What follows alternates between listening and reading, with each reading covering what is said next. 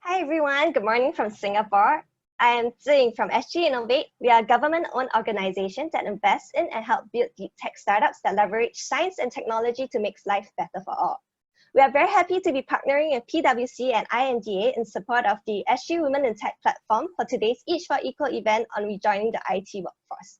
Before we start our panel discussion with leaders at home and at work, I would like to invite Jane Lim, Assistant Chief Executive of the Sectoral Transformation at IMDA and one of the spearheaders of the SG Women in Tech initiatives, to come on to say a few words. Jane, please. Hi, good morning, everybody. Really excited to be here.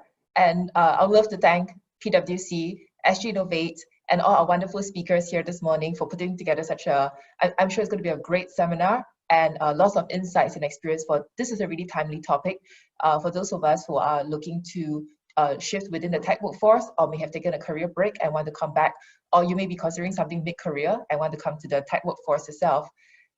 First, let me talk a little bit about what is SG Women in Tech. So SG Women in Tech is a movement and a partnership between IMDA and the tech sector and community. We started late last year, and there were 3 objectives that we set out for ourselves. The first is to raise awareness that having more women in tech and diversity and inclusion is better for business. Second, we want to attract and retain more girls and women to the tech sector. And third, we want to establish Singapore as a globally attractive place with a highly supportive environment for women in tech. So what we've worked on so far with various partners are things like we've worked on a corporate mentoring program that is cross-company as well. So giving women a chance to be exposed to mentors from other tech companies. Second, we've also been reaching out to girls in schools, working with companies such as Shopee on hackathons and having female champions within their hackathons. And thirdly, we're also working with the Singapore Computer Society on an inaugural 100 SG Women in Tech list that will be out in a couple of months' time. So these are very exciting initiatives, but it will not be possible without the support from everybody in the tech community, especially a lot of our tech and business leaders.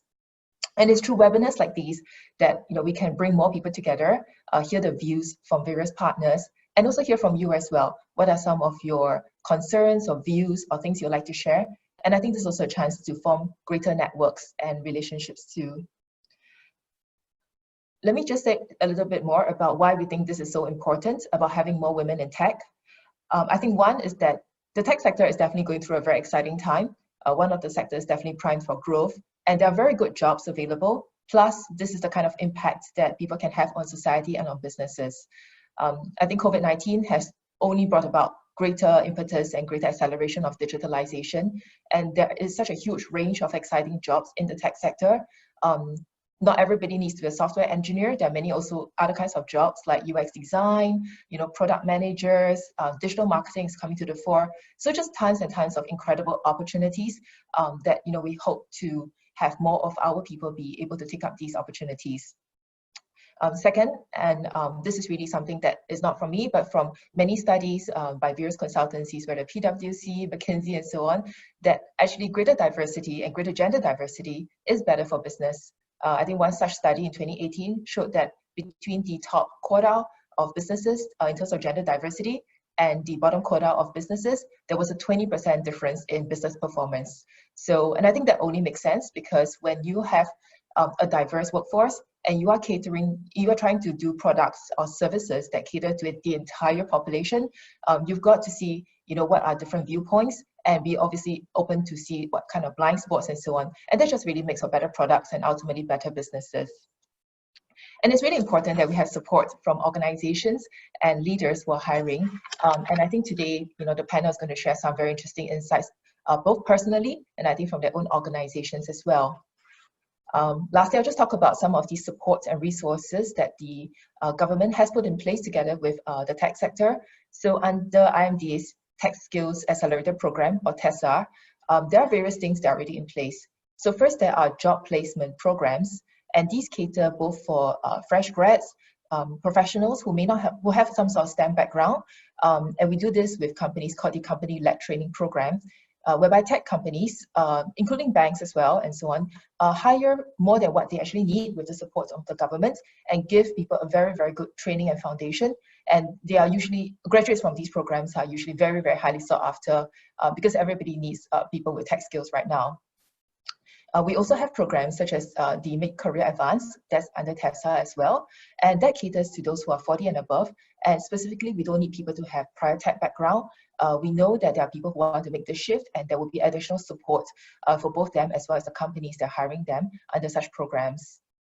And also in addition, there are various training programs. If you're currently in the tech sector itself and you want to refresh your skills, because we know in tech, things change so fast, it's really important to keep up and refresh our skills. And so there are tons of training programs and supports that's there as well. So if there's any further information, please feel free to reach out to myself or my colleagues at IMDA, TESA, and we're happy to link you up with some of these. And so just in closing, I wanted to thank Carolyn and PwC for putting this together, and together with SGInnovate. I think we'll be hearing great insights and experiences, and can't wait to hear from the rest of the panel. Thank you very much.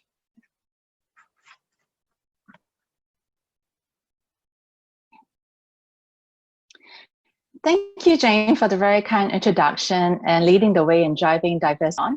Good morning, everyone, and a very warm welcome. Many people have taken career breaks at some point in time. Some do it to raise children, others to help care for elderly parents, and sometimes it could be due to an illness or even a sabbatical to study or travel. In more recent times, it could be that the main breadwinner may have taken a salary reduction or sadly lost a job due to COVID-19. Today's session will be useful not just for women, but also those with special needs who may have been excluded from the workforce previously, and also those looking for a career change with interest to enter into the IT workforce. I'm very humbled to moderate today's panel discussion, where we are joined by a group of highly regarded professionals who will share their experiences and provide our listeners with top tips on how to enter into the IT workforce. It brings me great joy to introduce to you our panel this morning. Our first panelist is Shelly Terry, who is the founder and director of Mums at Work in Singapore, a social enterprise that supports women. Mums at Work has grown into more than 39,000 members and is an information source for flexi-time work or mumpreneur business owners. Mums at Work partners employers to implement a new way of work by holding various training workshops and career events. Career Navigators, a subsidiary of Mums at Work, focuses on bringing women back into full-time roles and has helped numerous firms organize dedicated programs to hire returning women talent. Shelly currently sits on the 11th Compass Council with the Ministry of Education and Accord Family and Community Council with the Ministry of Defense. Welcome, Shelly, and thanks for the great work you're doing to support women in their journey back into the workforce. Our next panel speaker this morning is Annie Lim from cloud technology company Citrix. Annie is a Singaporean with over 20 years of HR experience and is the Asia Pacific Japan Head of Talent Acquisition and Diversity Outreach for Citrix. As part of the global HR team at Citrix, she shapes talent acquisition strategies and introduces diversity and inclusion practices to promote and enhance the employer brand and reputation. She also powers up talent engagement for Citrix. Outside of work, Annie is an avid career mentor. She volunteers at Primetime Professional Women's Association and is a grassroots leader who will probably be very busy on Friday with the elections. Welcome, Annie. Our third speaker this morning is Celine Le Courtenac, who is the Chief Data Innovation Officer for Bank of Singapore. She oversees the data strategy of the bank and implementation of analytics and data science use cases in cooperation with OCBC's AI Lab. Celine's mission is to foster a culture of innovation while running the internal incubator Springboard. She was previously the CDO of Access Singapore, where she drove the implementation of the analytical platform, as well as developed a data culture program, which successfully upskilled 12% of the employees in Python, data visualization, and storytelling. Celine is a proud mother of 3 young kids, all below the ages of 5 years old and all born in Asia. Welcome, Celine, and thanks for inspiring lots of women in terms of wanting to juggle young children as well as what is a very interesting role that you have. Well, no diversity and inclusion panel should ever be without a strong male ally. It brings me great pleasure to introduce our fourth speaker today, Greg Unsworth. Greg serves on PwC Singapore's leadership team and is a risk assurance and digital business leader covering Singapore and Myanmar. In Greg's role as the digital business leader for PwC Singapore, he is responsible for our firm-wide digital strategies and initiatives, including helping clients through an evolving range of professional services to support their digital initiatives, development of new digital products and solutions, as well as digitizing Singapore's existing services delivery through better use of analytics and emerging technology platforms. Greg, thank you for supporting many of our diversity and inclusion initiatives at PwC and beyond. To our listeners, welcome and thank you so much for joining us. And at any time during our webinar, you're more than welcome to submit your questions for our Q&A segment. So feel free to tap on your screen. There's a Q&A little box there, and feel free to tap in any questions that you'd like, and we'll endeavor to answer them towards the tail end of today's discussion. So to kick things off, perhaps I can begin with you first, Shirley. Leading Moms at Work social enterprise, you have firsthand experience with helping women to return back into the workforce.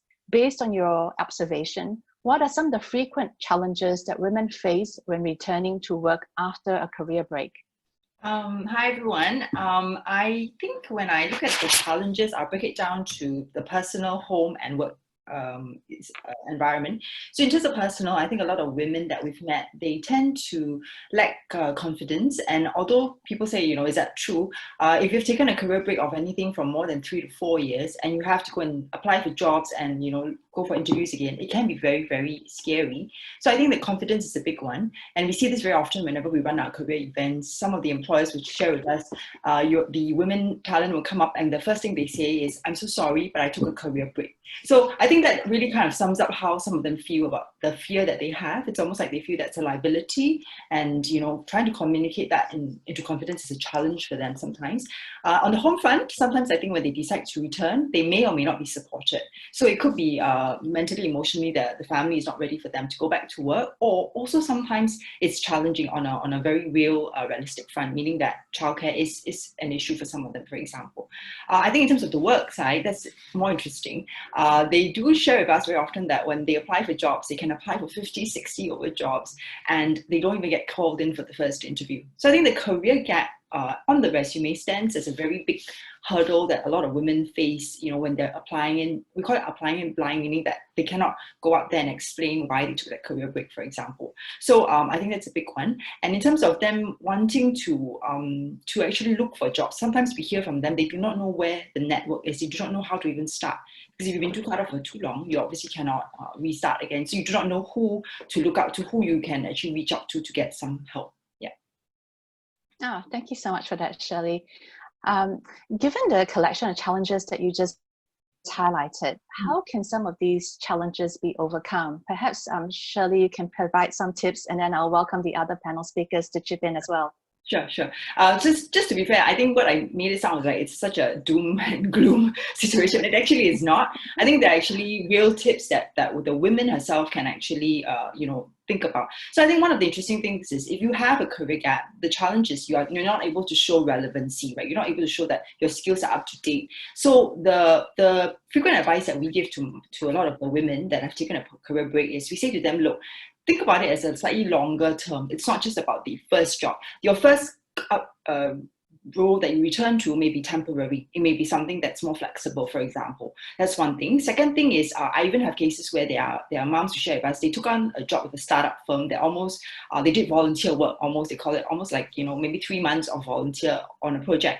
But what happened was that became their experience, and they took it with them to apply for new jobs. So I always do encourage women who are coming back to a career break that the first job that you come back to may not be exactly how you want it to be. So really see that as a learning opportunity and a way to prove yourself. I think that's one.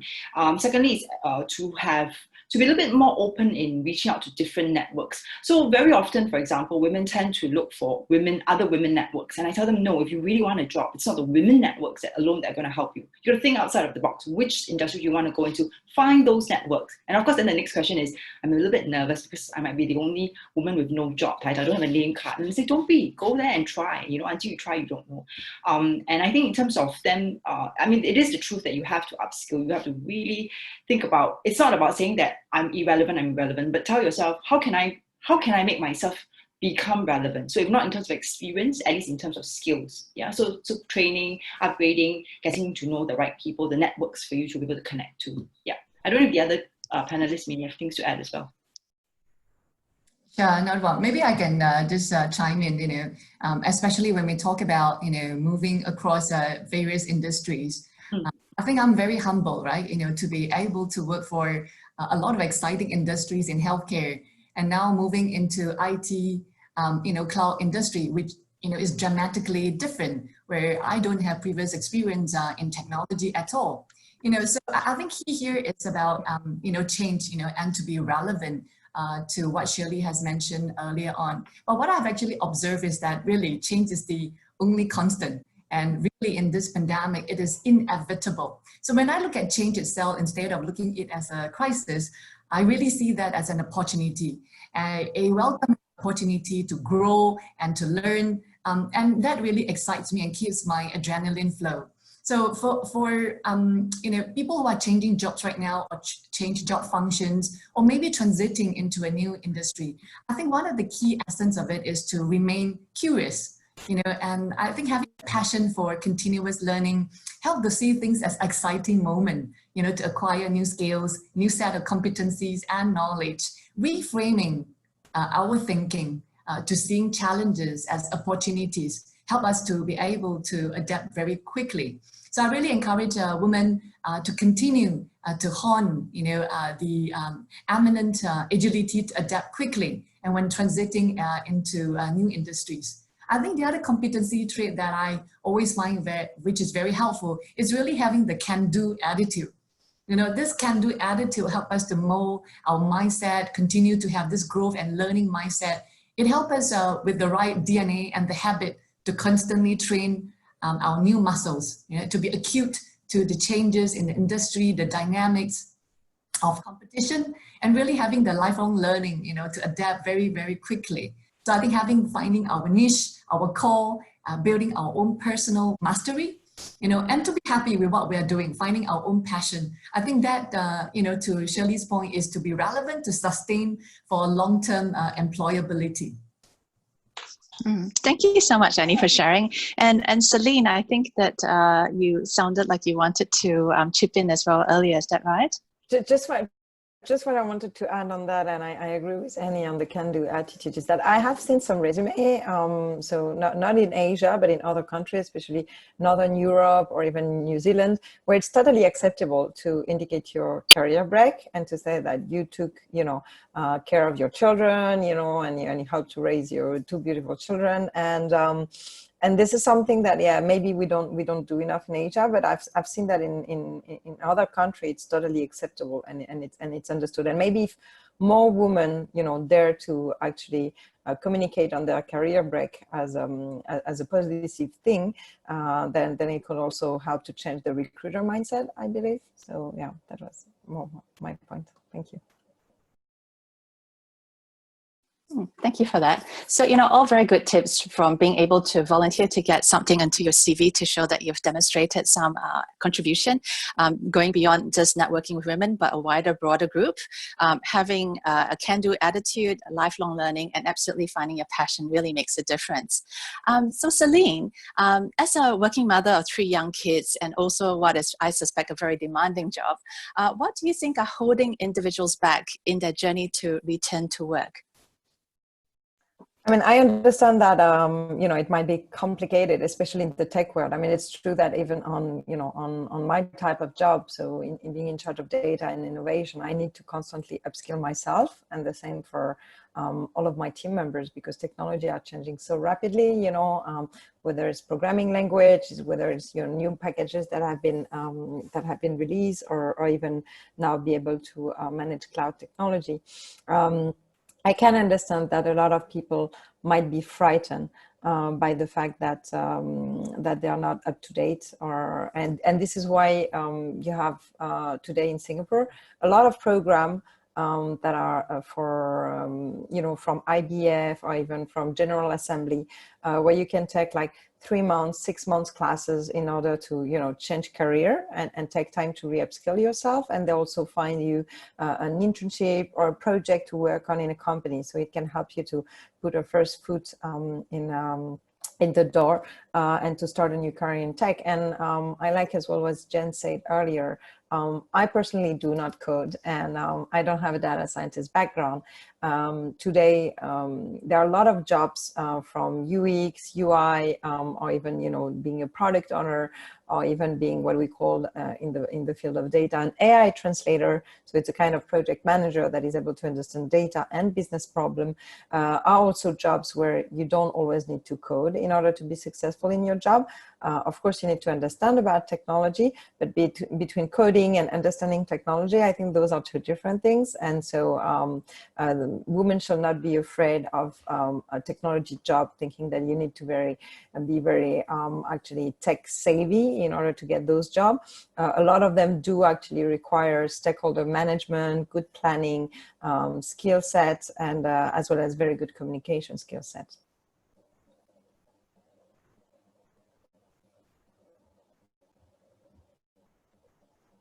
Thank you.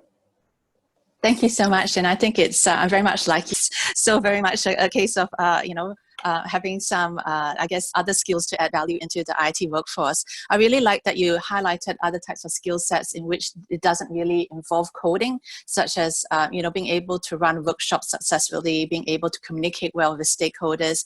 And in the end, I think that many IT professionals will agree that, the toughest challenge isn't actually the technology. To me, the technology is actually the easy bit, but it's actually about the stakeholder management and getting buy-in, which is usually the most challenging section. And I really like the fact also, Celine, that you talked about upskilling, which brings me to the next question. Many would agree that technology is always changing, and it is challenging to keep up with the upskilling requirements in the IT field. This may, in fact, deter some employers from accepting candidates with career gaps, because there could be a perception that the skills of those with career gaps may be outdated. Greg, what tips do you have for those returning to the workforce in terms of keeping up with the ever-changing IT landscape and required skill sets? Yeah, thanks, Carolyn. It's a good question. I think it's probably on the minds of all of us, actually. How do we keep up to date? We have so many fast-moving changes in the new digital world going ahead. And, I myself am quite an avid reader, but I definitely can't keep up with all of the trends. And I think that's one probably reassuring thing. I don't feel we should all feel we need to know everything. I think there is certainly a good place for some upskilling. And, there are various courses that are enabled and can be signed up to regardless of through an organization or in your personal right. And some of those are quite affordable as well. And also not too time consuming. So you can get lots of really good information online now and sharing mechanisms and a lot of really good online education programs. So I think some fundamental upskilling is useful for all of us, even in our downtime, even if we have occasions where we go off and pursue other priorities in life, such as raising a family or other career breaks that we might pursue. But I think more broadly than that, I would say there are a few other key things I'd say. I think just some keeping up to date generally. I would say reading in terms of trends, and I talk about reading in what we mean in the new world, where reading quite often takes the form of engaging around social media and our different feeds that we have online. And I think that's a perfectly acceptable way to read and learn, and obviously allows us a good way to access information as we need it on the go. I think I would go beyond that as well, though, and I think we've had a number of the panelists have mentioned more about the personal element in this as well, and going beyond the technical skills. I think a lot of it's about connections, and we can talk about online connections and being part of the right networks. I think there's still nothing quite like personal connections. So I'd encourage everyone to keep in touch with people who can help them, who are perhaps still in the workforce or engaging around some of these new technology trends. And just learn from others. I actually find personally for me, I learn most by learning from others. I happen to be fortunate to work in a great organization like PwC. We've got 3,500 very smart professionals working in our organization. And every day I learn something new just by engaging with others, learning from others. So learn from your networks, learn from colleagues, and I think reach out and make new connections as well. Don't stay in your exact comfort zone at the moment. Look to join new groups and engage with others.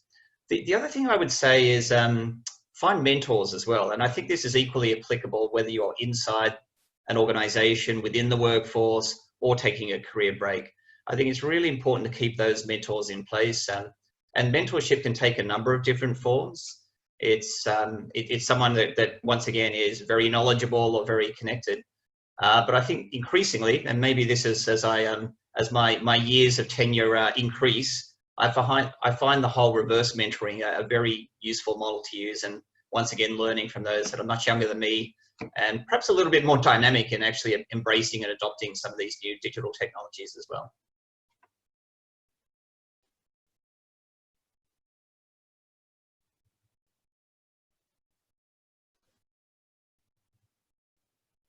Thanks so much for that, Greg, and some really good tips. I'm a big fan of mentoring as well as reverse mentoring experience with women who've been out the workforce for quite some time.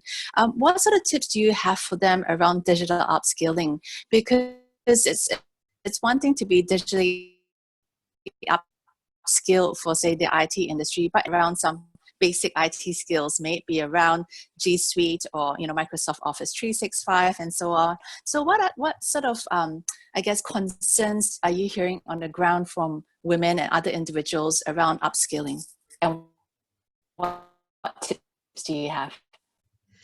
I think from an upskilling point of view, it's a case of looking at what's most important to you. I think that one word that I've heard come out a few times on this conversation so far is around passion and attitude. And I think it's find something that you're interested in. I think find something where you feel there's a real world need that's being addressed. So it could be diving deeper into the future of artificial intelligence. I think it also could be looking at the importance of robotics into the future.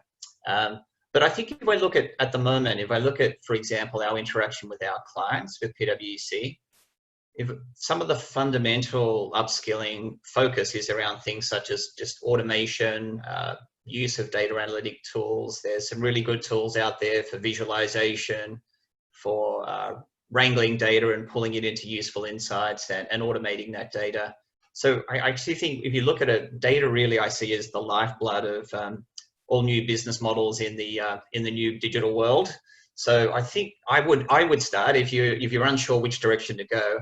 I think getting familiar with how data works, how it can be used, what are the tools that can be deployed, is very useful in any employment. If you want to then go a bit beyond that, I think sort of explore what's of interest to you. Once again, is it blockchain? Is it AI?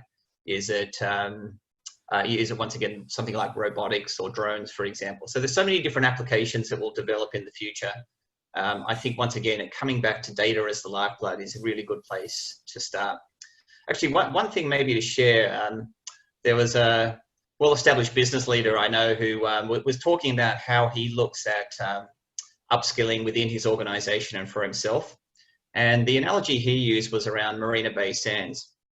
And he said what he wanted all of his leadership team and his professionals is to develop a certain breadth in knowledge on underlying technology trends, but then to go deep in 3 particular areas. And what's up to them which areas they want to go deep in, and there'd be funding and support available to do that. So once again, that's around a corporate program, but I think even individually, it's a good philosophy. I think it's good to keep an overview on generic trends that we're seeing, what's important for the future of society and business and individually, but then pick a couple of areas and go a bit deeper.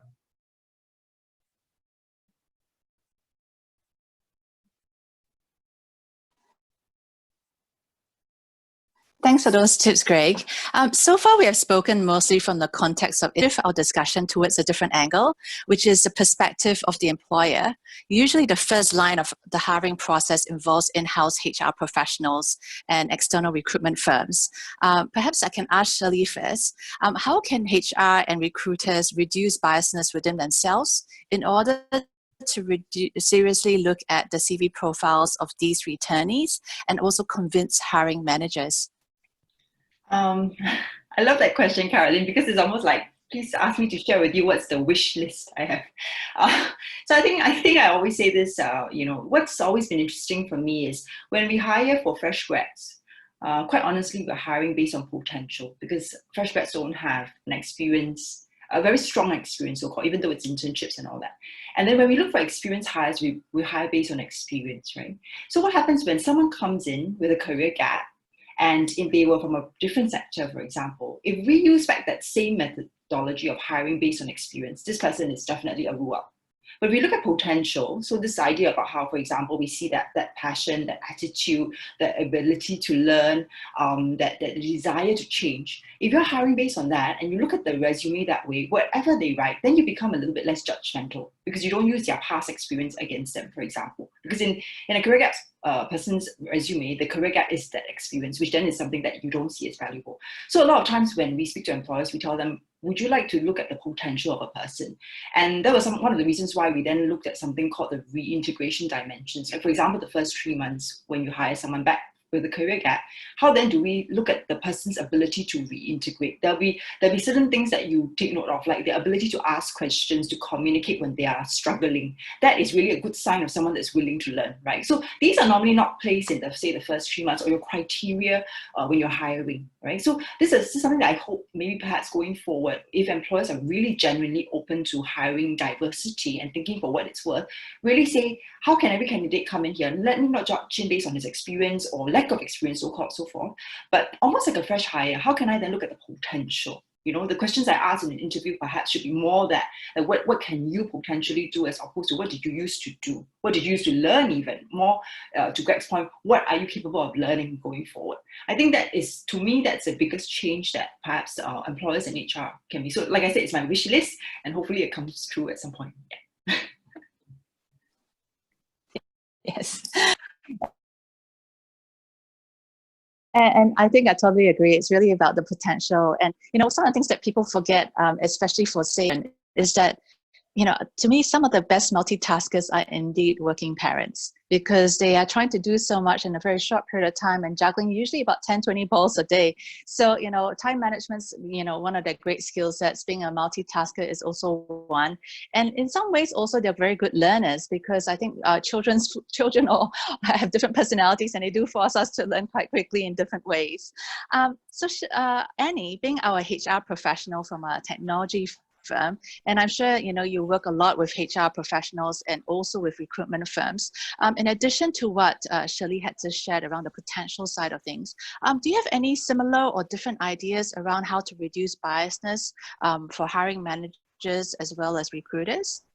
Yeah, I was just smiling when Shirley mentioned about hire for potential. So whenever we talk to hiring managers will always say, I want hire for potential, but I also want to hire for performance. The best is that I want both, if not even more, right? So many a times, I think this is also something that we have to go through an education program.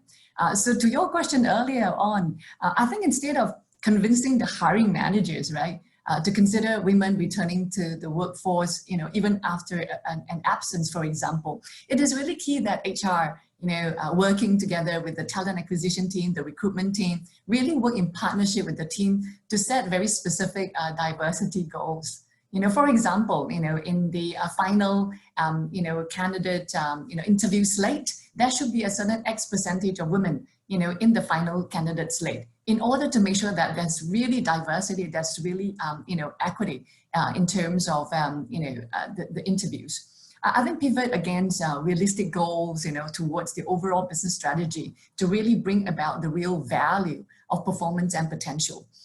For example, in my previous remit, when I work in Sanofi Pharmaceutical, we pivot against the global strategy to achieve 50-50 gender diversity by 2025.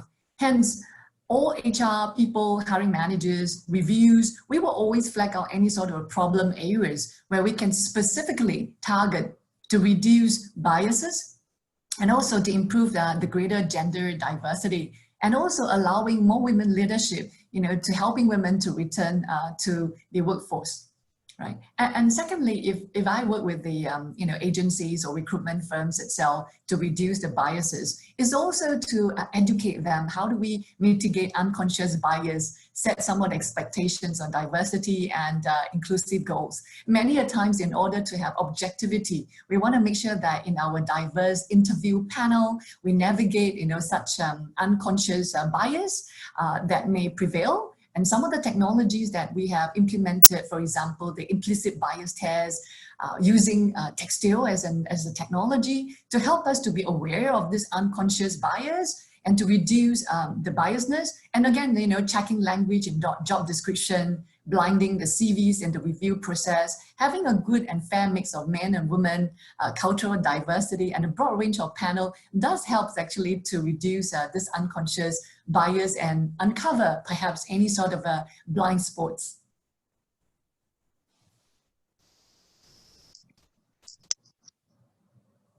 Yeah. Some very good tips there from Annie. I really liked that you highlighted unconscious biasness as well as having a diverse interview panel. I think those would definitely help a lot. We know that many people with career breaks tend to be disproportionately female, and many hiring managers in the IT industry tend to be male. Greg, any tips on how to encourage IT hiring managers to have an open mindset in their hiring process? In other words, to consider job applications where there is an absence from the IT workforce for a period of time, or even mid-career professionals wanting to make a shift into IT for the first time. Any tips for them? Yeah, absolutely. I think, Annie shared some excellent tips there in terms of, I think that really important challenge of just overcoming unconscious bias, I think is really important. So a starting point is making sure hiring employers and HR departments have the right protocols around making sure that they're addressing that challenge, because once again you come down to human behavior as well, so that's why you do need to have some education internally, protocols, etc.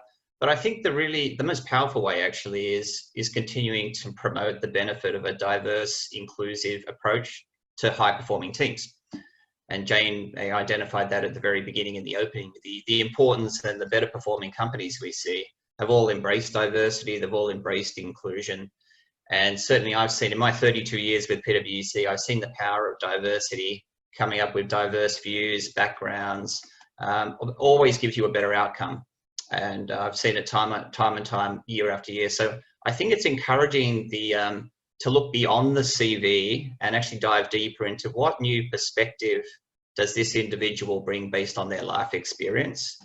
I think, and I am seeing some healthy progress in this area. I think people are starting to look beyond the long list of technical qualifications and credentials, which are useful to have. But certainly when I'm looking to hire, I'm looking at how does this individual fit within my team? Are they going to be a great cultural fit? Technical skills can be trained. So to me, it really comes back to that point that's been raised a few times on this discussion. That is, it's about attitude at the end of the day. You want to hire someone for potential, as been said. And with that, I think that the life experience that people will get through career breaks, different experiences, we've had some great candidates who've taken a break, started their own entrepreneurial company, for example, raised a family, and then brought some of that unique life experience back in. And it always adds a really good dimension to the dynamics of the team. So one thing I always say to myself whenever I kind of looking at recruiting and employing myself and looking at how the individual fit is, I look at the technical skills and say, have they got the basics needed and experience? And once they've got that, it's more a case of the personal attributes. So there's a quote that was said to me a long time ago. It's a little bit of a tongue twister, but let me have a go at it here. And that is that it's the attitude, not the aptitude, that will determine the altitude. And so I originally deployed this very early into my own career on thinking about how I could get ahead and develop my career. And what I always thought, and I learned over the years, is I really don't need to be deeply technically strong at everything. Clearly, you've got to have a few specializations. You've got to have your sweet spots that you develop. But to me, it's all about how you get on with others, how you can inspire. And I think everyone can lead from every level as well. So I look for those little aspects of leadership, attitude, personality, passion, and cultural fit, most importantly. And that's what I'd encourage all employers, regardless of their gender, to be looking for. because what you ultimately want is diverse, highly performing teams. And I do think there's something about that sort of tribe culture, smaller teams working together with diverse skill sets, views, and capabilities that is most powerful in driving real positive change. Yeah. Thank you for that. So, you know, really looking at potential, attitude, life experiences, being able to get along with people, as well as passion will be some of the key points. Once an individual with a career break secures an IT job, I'm curious, what can employers and other stakeholders do to ensure the return journey is an easier process? Maybe I can start first with Celine, followed by Shelly. Hi, thanks. I believe that someone returning to the workforce, like any other employee, I mean, you should have a proper onboarding process with regular check, you know, if the people are feeling comfortable with the company. What I do, because I also hire people coming from other industry, and when you come from a startup and then you move into a bank, you know, this can be also a kind of culture shock, to be honest. Depending, you know, regardless of the age or the gender, any onboarding process need to have, I believe, a regular feedback for the employee. And I would maybe compare this a bit to, you know, a woman coming back from maternity leave, because at the end of the day, it's also a kind of break. And I had some of my team members who had babies, especially when it was their first baby, you know, and I was just making sure that they had the time they needed, you know, and it's okay to work from home, and it's okay to leave earlier in the office, and it's okay to do all the meetings in Skype, because you need to, you know, you need to pump your milk on a regular fashion. So some of the company also, in my last company, one thing that I really appreciated, because I had 2 small children, was that, okay, I'm sorry about that, was that we had some maternity room at every floor. So which means that I could actually take my meeting while caring for my babies, you know, and pumping my milk, and that would not actually impact my day work. And I had an arrangement with my boss, and that's what I do as well with any of my female employee returning back to work after maternity leave, is to give them some time, you know. So maybe they come back only 3 weeks a day, 3 days a week, you know, at the beginning for the first months, and then after they slightly increase, but they still leave early, so they can care for their baby. Those are some moments in life, especially for a woman, that are unique, and I believe that everyone deserves to, you know, enjoy their small kids as long as they can. Thanks. Thanks so much, Celine, and I absolutely agree with you. I mean, having things like a mother's nursing room in the office makes a huge difference, and also the ability to work part-time. You know, Shelly, I'm just quite curious if you'd like to, I guess, add on to anything else that Celine had mentioned. Yeah, I think from our own observations of the firms that have successfully reintegrated women back to work, right, is one of the things we always mention, that someone who's taken a career break, when they come back, interestingly enough, the onboarding is it has to be a little bit fine-tuned. So the learning curve actually for someone who's coming back in with a career gap, and actually the maternity point is a good one, because 3 months and 3 years is a huge difference. So the problem is that a lot of times the onboarding is very much from a new hire, which is great, everything is perfect. The problem is with a person who's coming back in with a career gap, there are a lot of things which they're actually afraid of.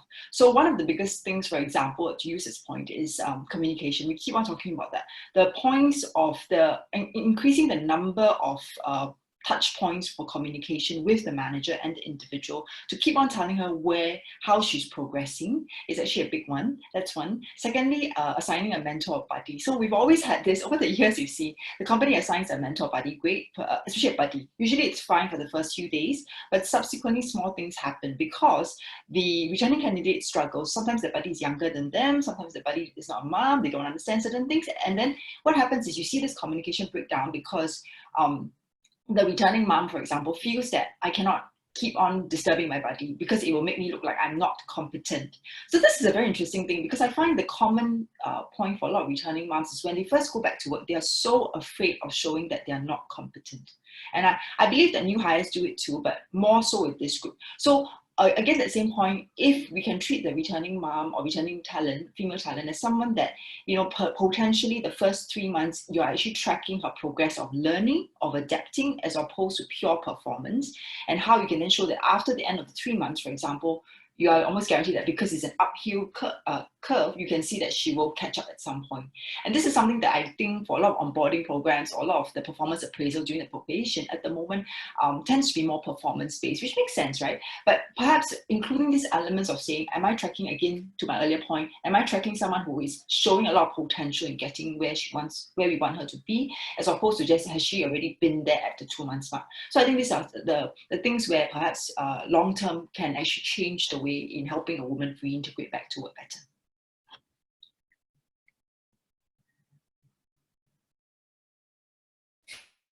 Now, thank you so much for those tips. My last question before we go to Q&A is that so far in our session, we've talked about how women and other individuals can return back into the IT workforce with some support from recruiters and employers.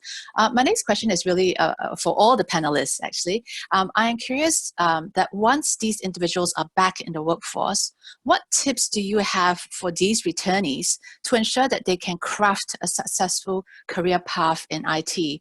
So perhaps we can just have one top tip from each speaker, starting first with Annie, followed by Celine, Greg, and then Shelly.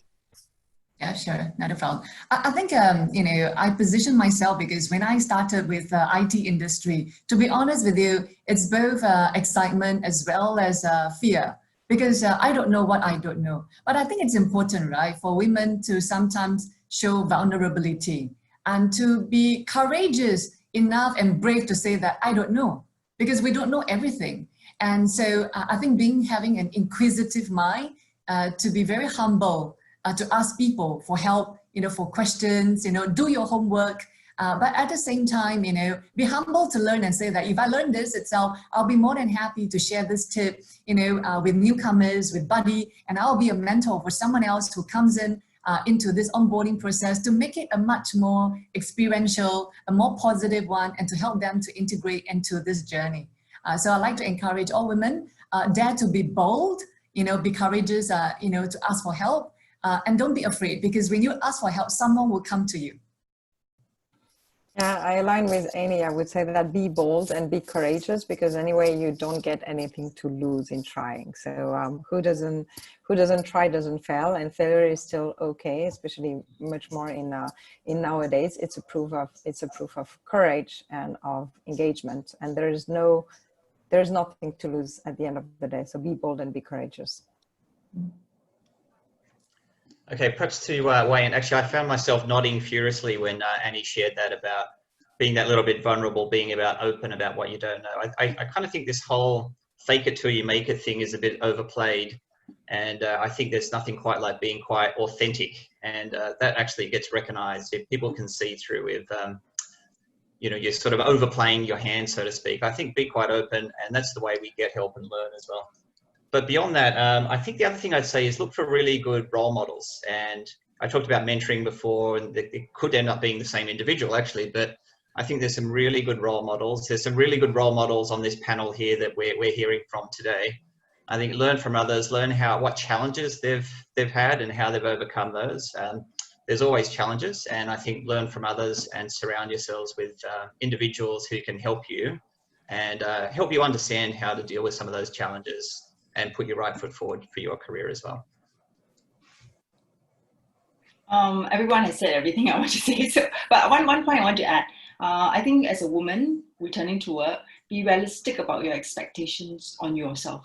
I find a lot of women are really lacking in confidence, and any potential challenge you face in the first 3 months, the first thing you will tell me is, Shelly, I cannot do it. So from this, I learned really, when I go through what you really can and cannot do, I realize it's your expectations on yourself are very, very high. So be also realistic about that, both on the work front and the home front, because the home front challenges will come once you start work, for sure. So being very realistic, know that no normal human being can be from 0 to 100 in 3 months. So set yourself very clear, benchmarks that are real to what you can do. I think that helps you build the confidence that you need over time to actually integrate better in the long run.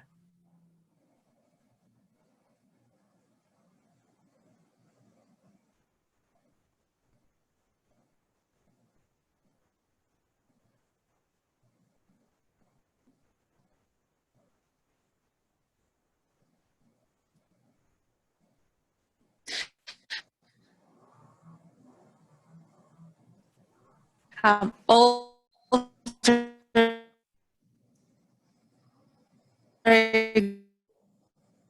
it seems like Carolyn might just be having some technical difficulties. I think my bad start comment just crying drove the entire internet crazy. It broke the internet. Yeah. I kind of oops. Yeah, but I think that's some good questions. Should we go into the Q&A? Yeah. Yeah.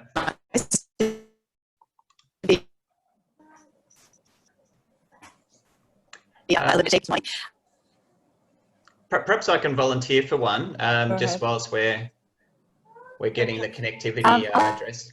Yeah. So one of the, actually I saw this on the comments.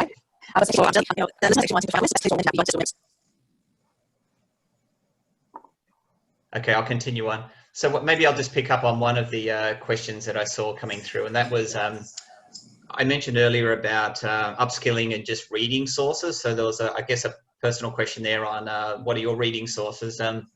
So maybe just to share what I end up doing is I try to be a mini Bill Gates. If you've all seen the Bill Gates documentary, he carries around eight books at any point in time on a range of different subjects.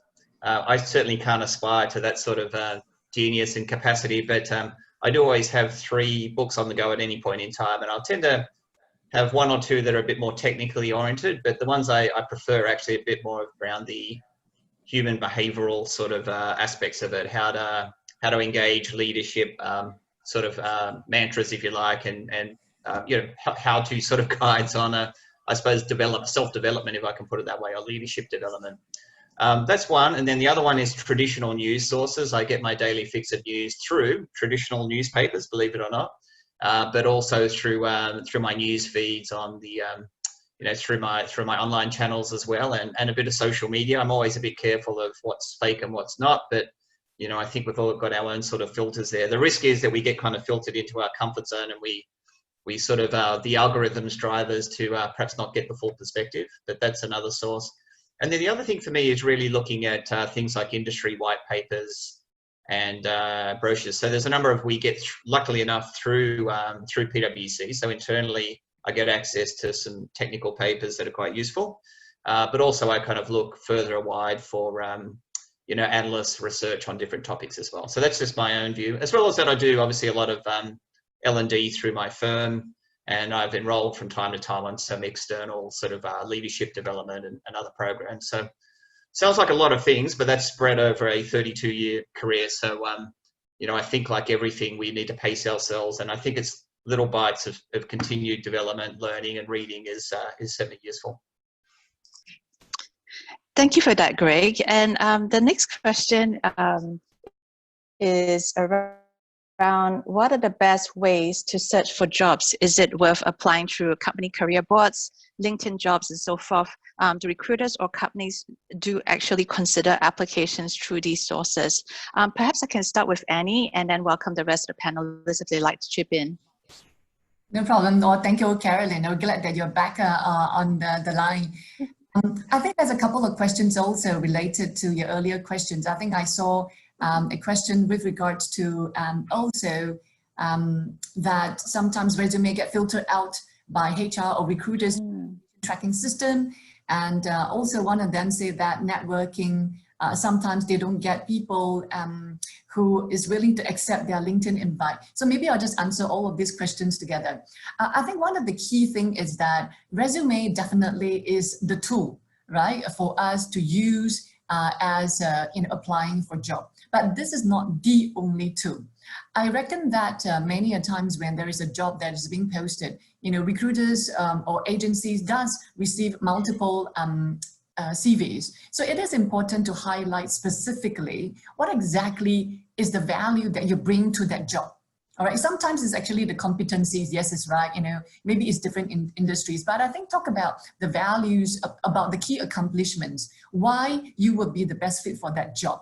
All right, so once you send in the resume itself, but I think it's important to know who is in that organization that you can connect with. All right, or someone in your network knows this person, so that this person can help you to do a personal recommendation or connect or introduce or help you to get into that network. I think also sometimes don't get rejected or don't get dismayed if you don't receive a reply or a acceptance to the LinkedIn connection immediately, because it takes time. Because, especially during this pandemic itself, people are just so overwhelmed with technology, from Slack to Zoom meetings to webinar, and coping with Wi-Fi bandwidth as well. So I guess also at the same time, moderate, right, is to find ways to sustain that network, because sustaining that network itself takes energy. It takes effort, and it's not about just looking for a job, but it's also about that network to talk about the value that you can bring to that industry communities, about contributing to something that is bigger and broader. Because sometimes when you look at it just from the point of applying for a job itself, we can actually look at different perspectives. It's about learning. It's about talking to someone. So I encourage, if you are applying for a job, when you talk to agency recruiters as well, help build a relationship with them. I think it's important because they like to get to know you as a person, not just about the job or what you can do, but you as a person, so that helps to broaden that sort of network, that perspective, and also open doors for many other opportunities to come. Can I add on to Annie's point? Because I think I'll be very direct here. A lot of times when we recommend women to network, they do network, but what they do is they go out and then they ask for, can you please give me a job? I'm connecting to you because I want you to give me a job. The problem is networking is not this way. It is to Annie's point, it is about building that connection, that relationship. If someone doesn't know you, it's very unlikely they're going to refer you to a job. So networking takes time. It doesn't happen overnight. It's not about saying, I'm going to add you on LinkedIn, suddenly we become best pals and you're going to refer me to a job. It's really that whole idea of what's in it for me, but also what's in it for you. So I'll be very frank, I think Annie knows this as well. Whenever we do, for example, we get requests from people who add us, if I know just straight away this person's asking me for a job, I will actually think about it for a few days before I accept it. But if someone writes to me very clearly from the beginning, this is what I do, this is potentially what perhaps our connection might help each other, or if you have nothing to offer me, at least be honest and say, to Greg's point about authentic, I'm wanting to learn something from you. I'm wanting to, gain some kind of advice. People like to give advice. People like to teach. It is less likely people can go forward and help give you a job or refer you to a job. I think that's a trick to networking, if you're really thinking about it. That's my point of view anyway. Yeah. And I think to add to that, I think, I found networking when I first came back to Singapore 8 years ago quite challenging because, I grew up in Singapore, but I spent 18 years in Australia and I didn't have any professional networks when I came back. And, some of the things that I found personally useful is, of course, through LinkedIn. Other times it's also about attending different events. So, for example, there's lots of different chambers of commerce in Singapore, whether it's Eurocham, Auscham, all the other chams that are available. Some of those events require members or sometimes non-members to be able to attend. So I think that's also great opportunities to get to know people. It's okay if you don't have a business card because in reality, there's LinkedIn and other types of social media available. So definitely, by all means, have your LinkedIn profile sharpened so that you can increase the networks in light of not maybe having a business card. Other ways could be also, believe it or not, networking even at children's birthday parties. I do that all the time, and you'd be so surprised, what some of the women as well as the men there, the type of jobs and industries that they have. And I think to Shelly's point, you can't really network to say, please can I have a job, but really network to find out what's happening in the industry, ask them what's going on in the industries, what are the trends, what are some of the top jobs that are hot at the moment for that industry and so forth. And there's nothing wrong even asking that person to introduce you to some of their networks as well and grow from there like a spider web, So that's also some of the tips that I have. In terms of other questions. For example, we have Lin Yo, where she's asked us, the biggest challenge is to get our resume across to the hiring managers. Most of the time, the resume of these are likely to be dropped out at the first stage, filtered out by HR or the application tracking software. Any recommendations on how we can overcome this? Any volunteers who would like to answer?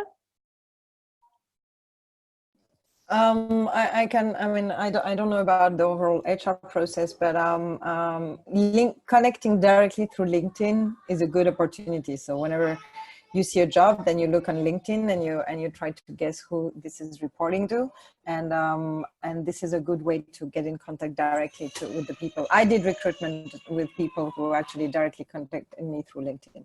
So yeah, it worked on my side. Mm-hmm. I think one of the things to be wary about is that it is true that some of the larger firms or even medium-sized firms might use AI tools or other types of filtering processes. And what I have learned, and Annie, please feel free to add on to this as a HR professional, what I've learned is that the format of your CVs sometimes can actually eliminate you from the actual process. So if you have any fancy CV formats, whether even something as simple as a horizontal line sometimes can actually impact that filtering process. So what I recommend is that if you know you're submitting online, by all means, tidy up the format of your CVs, remove as many horizontal lines, different colors, interesting different font types, remove all that and make it fairly plain, because it will actually help to increase the chances of that. But Annie, I think you might be more familiar with some of these HR software than myself. Anything that you'd like to share on? Yeah, correct. So I was reading the question and answer chat, and I have actually put in the reply. So some of the tests that some companies use, like for example, is called the implicit bias test, which is actually from the Harvard website. It's actually free of charge. Some of the companies use technology like Textio, Textio. And again, there are many other process or recruitment engines that filter out some of the keywords. So the key here is that when you look at the resume, the job description, it is very important to highlight what are some of the keywords that they're looking for. For example, I will frame it as number one, keywords on the job duties, right? So the keywords itself, it is important that you understand what exactly is looking for. For example, we are applying for a unified cloud engineer, and that role itself may have certain keywords. It's mandatory, right? But there are also other aspects which is actually non-technical. For example, they're looking for keywords within the job description, which is more personality, more profile, more experience about a persona of a person. So what I described to is number one, can do is about the job description. Will do, are you willing to do? Because some of the jobs, maybe you have to cross certain regions, you have to work locking hours. And the third is can fit. So to Greg's point earlier on, can fit is about the culture fit. Many companies not only look at can do and will do, but many a times they look at a huge component about the cultural fit. Can you fit in? So some of the keywords in the job description might be really helpful to really describe to that, and that experience, that accomplishments, maybe cross industries, but you have helped to be able to nail down a project successfully. So that maybe perhaps will be helpful to succinctly bring out the best of your resume. Thanks so much for those tips, Annie. On that note, I think that's all we have time for today. I would like to sincerely thank all our 4 panel speakers for sharing their insights and invaluable advice. We are also very appreciative of our organizers, IMDA, SGInnovate, and PwC Singapore in the support of SG Women in Tech. Thanks so much for joining us today, and we trust that you found this session useful. Enjoy your day ahead, and the next time you know someone who is looking to return to the workforce, we hope that you can share some of these tips we covered today to help create a more inclusive workforce. Thank you, everyone. Thank you.